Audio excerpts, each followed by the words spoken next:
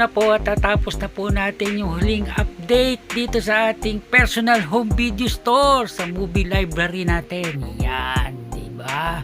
At ito po hindi po natin matatawag na huli. Hindi, marami pa pong dapat na pwede pang gawin dito. Pero mga karaniwan pong pwede na natin gawin yung mga display, paikot-ikuti po natin, may bago, yan, hahanap natin ng paglalagyan dito. Pero halos tapos na po itong ating personal home video store. At eto po siya, yan po yung pinaka si Han Solo po, yan po yung pinrelease siya sa Carbonite sa Empire Strikes Back. Yan po si Harrison Ford, diba?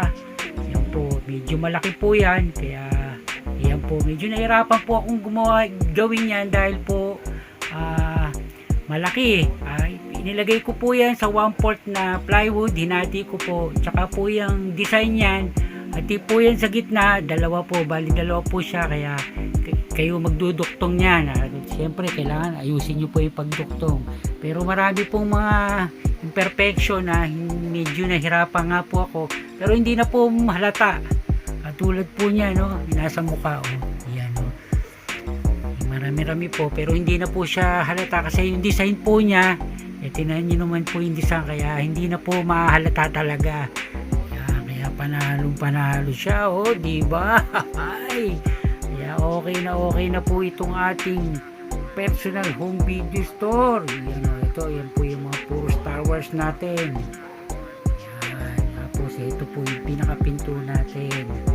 Yan po, pinutas ko po yan. Ito po kasi hindi po papasok, meron pong knob ng pinto, kailangan butasin. Tsaka yan, hanggang halos abutin po siya sa flooring, tsaka sa dulo po ng pinto.